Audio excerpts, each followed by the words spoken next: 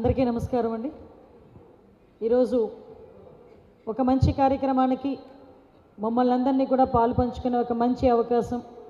అతి ముఖ్యంగా భద్రత విషయంలో ఈ గవర్నమెంట్ రాజీ లేకుండా పనిచేస్తుంది అని ఏదో నోటి మాటలు చెప్పడం కాకుండా, ఏదో కాకి లెక్కలు చెప్పడం కాకుండా, విజిబుల్గా మీ అందరికీ కూడా విత్ ప్రూఫ్తో ఏ రకంగా టెక్నాలజికల్గా మేము పనిచేస్తున్నాం, ఏ రకంగా పోలీసింగ్ అనేది వ్యవహరిస్తూ ఉంది, ఏ రకంగా భద్రత విషయంలో మేమందరం కూడా పనిచేస్తున్నామని చెప్పడమే కాకుండా లోకల్ సపోర్ట్ తీసుకొని ఆ లోకల్ సపోర్టర్స్తో ఈరోజు సురక్ష అనే కార్యక్రమానికి శ్రీకారం చుట్టడమే కాకుండా ఈరోజు విజయవాడ పోలీసులు చేస్తున్న ఒక మంచి కార్యక్రమాన్ని ఇక్కడ ప్రారంభించడానికి మమ్మల్ని అందరినీ ఆహ్వానించినందుకు ప్రత్యేకంగా ఇక్కడ టీం అందరికీ కూడా నేను ధన్యవాదాలు, నమస్కారాలు తెలియజేసుకుంటున్నా.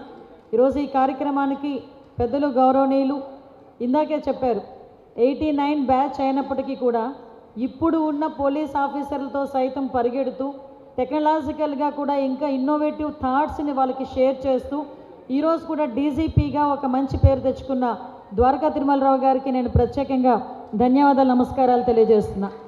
అదేవిధంగా ఈరోజు ఈ కార్యక్రమానికి ముఖ్య అతిథిగా విచ్చేసిన నన్ను ఎంతో ఆప్యాయంగా పిలిచే, చెల్లి అని పిలిచే అన్న శివనాథ్ అన్న, చిన్న అన్నగారికి నేను ప్రత్యేకంగా ఇంకో విషయం కూడా చెప్పాలి. ఎందుకంటే విజయవాడలో ఇందాక మాట చెప్పారు, 7 ఎమ్మెల్యేలు ఒకే ప్లాట్ఫామ్ మీదకి రావటం అనేది అక్కడే అర్థమవుతుంది ప్రజాప్రతినిధులుగా మా అందరికీ కూడా ప్రజల భద్రత పట్ల ఎంత అంకిత భావం ఉన్నది. ఎంత టైం అయినా నాకు తెలిసి 7 ఒక వేదిక మీద ఉండడం ఒక ఎత్తు అయితే ఇంత టైం కూడా స్పెండ్ చేయడం కూడా ఒక ఎత్తు. అది నిజంగా ఈరోజు మనందరం చూస్తే కొన్ని ఎమ్మెల్యేస్ అందరం కూడా మాది ఎలా వస్తుందంటే ఫటాఫట్ అనమాట, వచ్చామా, ఇనాగ్రేట్ చేసామా, 4 మాటలు మాటేసామా, మీడియాకి పెట్టేసామా, వెళ్ళిపోయామా. కానీ ఈరోజు నేను అబ్జర్వ్ చేస్తున్నా, ఏ ఒక్క ఎమ్మెల్యే కూడా మాట్లాడేటప్పుడు కూడా నేను అమ్మాయిని కూడా అన్నా, అమ్మ మాట్లాడేయండి అంటే మేడం టైం ఏం ప్రాబ్లం లేదు మాట్లాడేయండి అన్న.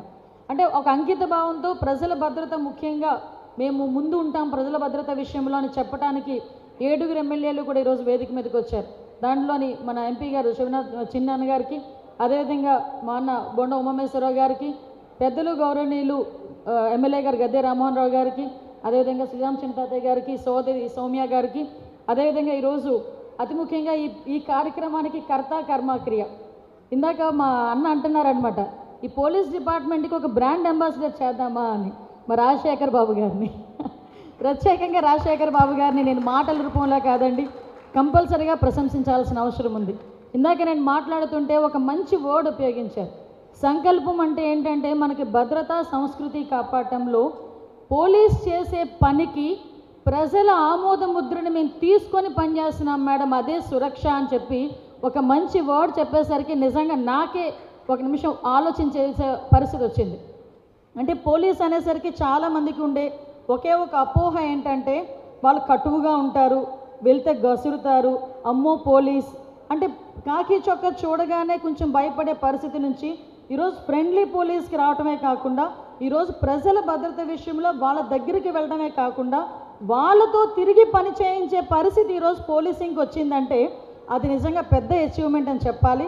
అది చిన్న టాస్క్ ఏం కాదు, చాలా వెనకాతల వాళ్ళ టీం మొత్తం కష్టపడ్డారు. అంటే సిపి రాజశేఖర్ బాబు గారితో పాటు ఈరోజు గౌతమిశాలి నేను చాలా సందర్భాల్లో చూస్తూ ఉంటాను తన్ని. నేను దుర్గాగుడి ప్రోగ్రామ్స్ జరిగేటప్పుడు కానీ, నవరాత్రులు జరిగేటప్పుడు కానీ, ఈవెన్ బుడమేరు ఇష్యూ జరిగినప్పుడు కానీ తను ఏ టైంలో వెళ్ళినా ఆ టైంలో నా కమాండ్ కంట్రోల్ రూమ్లో కనిపించేది. తను అమ్మ ఇంటికి వెళ్ళలేదా అంటే మేడం పర్లేదు మేడం ఇది అయిపోయిన తర్వాత వెళ్తాను మేడం అంటే కమిట్మెంట్. అదేవిధంగా మనకి వీళ్ళందరూ ఉన్నారు, మహేంద్ర రాజు గారు డీసీపీ రూరల్, అదేవిధంగా రెడ్డి డీసీపీ క్రైమ్, అదేవిధంగా మనీషా ఐపీఎస్ ట్రైనింగ్, అదేవిధంగా మన కృష్ణమూర్తి నాయుడు గారు డీసీపీ ట్రాఫిక్. వీళ్ళందరూ కూడా వెనకాతల ఎంత సపోర్టివ్గా వర్క్ చేశారంటే టీం వర్క్కి మనందరం కూడా కంపల్సరీగా అప్రిషియేట్ చేయాల్సిన అవసరం ఉంది. ఎందుకు పర్టికులర్గా ఈ మాట చెప్తున్నా, ముఖ్యంగా ఇంత టైం కూడా ప్రత్యేకంగా మాకు కూడా బాధ్యత ఉంది, ఈ బాధ్యతలో మేము కూడా పాలు పంచుకుంటామని చెప్పిన మా పత్రికా విలేకరుల సోదరులకు కూడా ప్రత్యేకంగా నేను ధన్యవాదాలు తెలియజేసుకుంటా. ఎందుకంటే మీ టైము మా టైము కోఇన్సిడెన్స్ అవుతూనే ఉంటుంది ఎప్పుడు కూడా. మీరంతా పరిగెడతారో మీ వెనకాతలు మేము అంతే పరిగెడుతూ ఉంటాం.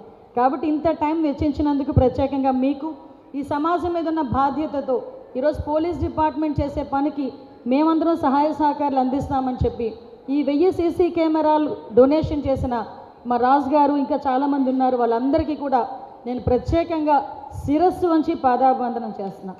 ఎందుకు ఈ మాట మాట్లాడుతున్నానంటే, ఈరోజు లాస్ట్ 5 ఇయర్స్ కూడా చూసుకుంటే అన్ని వ్యవస్థలు కూడా భ్రష్టు పట్టిపోయి, మేము హోమ్ మినిస్టర్గా ప్రమాణ స్వీకారం చేసిన తర్వాత కానీ, తిరుమలరావు గారు డీసీపీగా వచ్చిన తర్వాత కానీ, మా సిపి రాజశేఖర్ బాబు గారు ఇక్కడికి సిపిగా వచ్చిన సందర్భంలో కానీ ఒక్కసారి మేమందరం మా పరిస్థితులు చూసుకుంటే ఒక సీసీ కెమెరా పనిచేయట్లేదు, ఒక కమాండ్ కంట్రోల్ రూమ్ లేదు, ఒక డ్రోన్ లేదు, ఒక ఫాల్కోన్ వెహికల్స్ పనిచేయట్లేదు, బాడీ వామ్ కెమెరాస్ లేవు, ఫింగర్ ప్రింట్ అథెంటికేషన్ సిస్టమ్ లేదు, ఫోరెన్సిక్ ల్యాబ్ లేదు.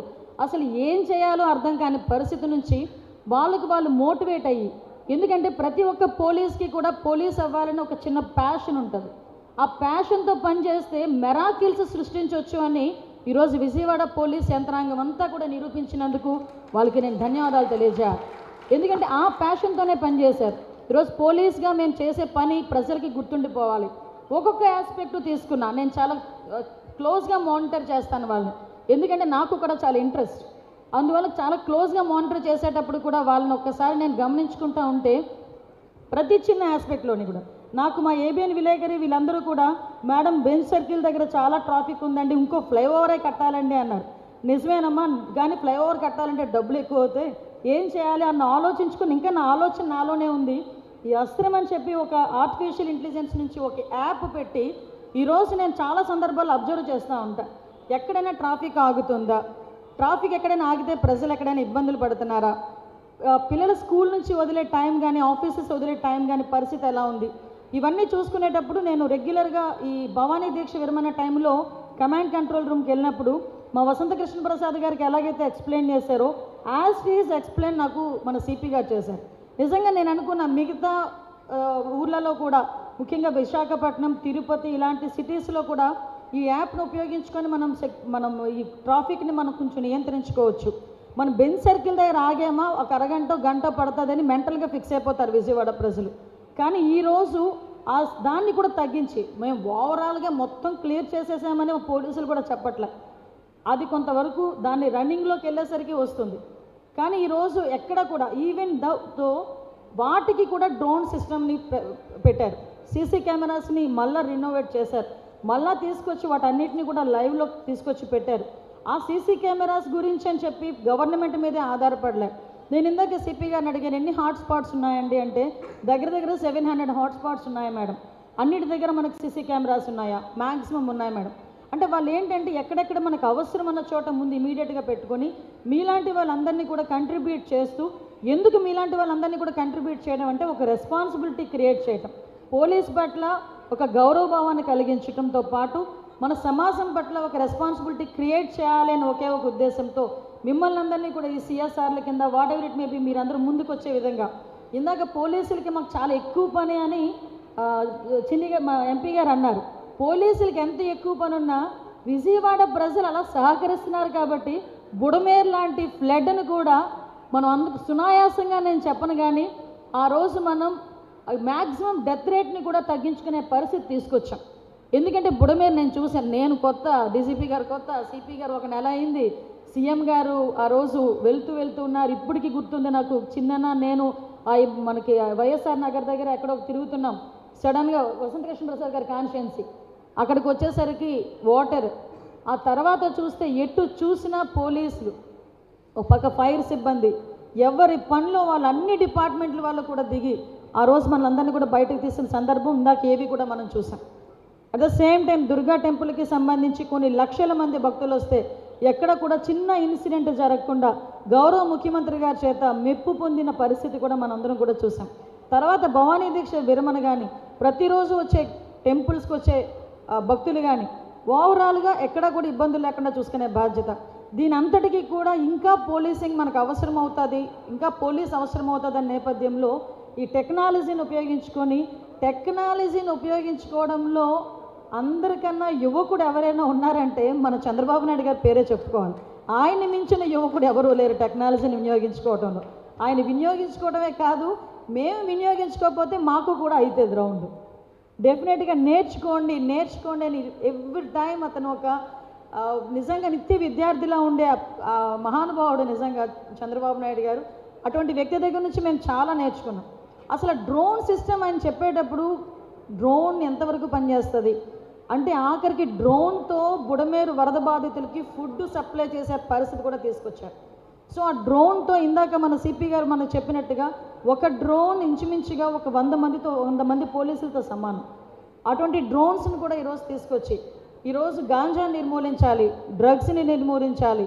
ఒక పక్క ఎక్కడైనా ఏమైనా ఇబ్బందులు జరిగితే పోలీస్ కన్నా ముందు డ్రోన్ వెళ్ళిందంటే ఆ డ్రోన్ చూసే అక్కడ ఉన్న నేరస్తులు కూడా భయపడే పరిస్థితులు రావాలి అని చెప్పి ఒక మంచి ఉద్దేశంతో డ్రోన్ కల్చర్ని కూడా ముందుకు తీసుకురావటం, ముఖ్యంగా సీసీ కెమెరాస్ని కూడా ఇన్స్టాల్ చేసి ఎక్కడా కూడా ఇబ్బంది లేకుండా చూసుకోవటం. ఎందుకంటే ఏ రివ్యూలోనా అవనియండి, గౌరవ సీఎం గారు ఒకటే చెప్తారు, తప్పు చేసిన వ్యక్తి తప్పించుకోవడానికి వీల్లేదు, దానికి తగ్గట్టుగా మన సిస్టమ్ రెడీ అవ్వాలి, ఆ సిస్టమ్ని రెడీ చేయడానికి మీరేం చేయగలరో మాకు చెప్పండి, చెయ్యండి అని చెప్పే నాయకత్వం మాకుంది.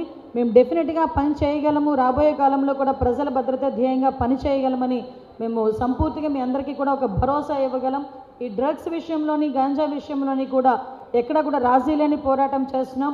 ఎప్పుడూ లేనట్టుగా ఈరోజు ఒక టాస్క్ ఫోర్స్ని కూడా ఏర్పాటు చేసుకుని ఇందాక ఈగిల్ వెహికల్స్ కూడా ఐ థింక్ విజయవాడలోనే ఫస్ట్ టైం అనుకుంటా ఒకసారి వెహికల్స్ని కూడా ఏర్పాటు చేసుకున్నారు. నేను చెప్పేది ఒకటే, మన ప్రజాప్రతినిధులందరూ ఉన్నారు, ప్రజాప్రతినిధులందరికీ కూడా నా తరపున ఒక విన్నపం, మనం ఏ ప్రోగ్రామ్కైనా ఒక ఫ్లెక్సీలను ఏర్పాటు చేసుకుంటున్నాం, గవర్నమెంట్ ఫ్లెక్సీలైనా ప్రైవేట్ ఫ్లెక్సీలైనా, ఆ ఫ్లెక్సీల్లో కంపల్సరీగా అత్యవసర సేవల నిమిత్తం 112, 1930, 1972 ఈ టోల్ ఫ్రీ నెంబర్స్ని కూడా కంపల్సరీగా ఫ్లెక్సీస్ మీద వేసుకునే ప్రతి చోట కూడా ఆ అవేర్నెస్ కూడా మనం ఇవ్వగలిగితే డెఫినెట్గా జనాల్లో నా సైబర్ క్రైమ్కి సంబంధించి గాంజాకి సంబంధించి ఎవరైనా ఇన్ఫర్మేషన్ ఇవ్వాలనుకుంటే డెఫినెట్గా ఇస్తారని ఒక నమ్మకంతో మిమ్మల్ని అందరినీ కూడా విజ్ఞప్తి చేస్తున్నా. ఒక మంచి కార్యక్రమానికి మమ్మల్ని అందరినీ ఆహ్వానించడమే కాదు, మాకు కూడా సమాజం పట్ల భద్రత భరోసా విషయంలో, సంస్కృతి భద్రత విషయంలో మేమందరం కూడా ఒక మంచి పాల్పంచుకునే అవకాశం, అదేవిధంగా దీన్ని రోల్ మోడల్గా తీసుకొని రాష్ట్రం మొత్తం కూడా ఇంప్లిమెంట్ చేయడానికి ఒక అవకాశం ఇచ్చినందుకు ప్రత్యేకంగా సిటీ పోలీస్, మన విజయవాడ కమిషనరేట్లో ఉన్న పోలీస్ డిపార్ట్మెంట్కి, ఎస్పెషల్లీ రాజశేఖర్ బాబు గారికి, వెనకాతలుండి నడిపించిన మా తిరుమలరావు గారికి, డీజీపీ తిరుమలరావు గారికి, ఈ మా ప్రజాప్రతినిధులను కూడా బ్యాక్ అండ్ స్క్రీన్లో వాళ్ళు ఉండి ముందుకు నడిపించారు. అందరికీ కూడా పేరు పేరున మరొకసారి ధన్యవాదాలు, నమస్కారాలు తెలియజేసుకుంటూ జై హింద్, జై జన్మభూమి. Thank you ma'am, thank you so much.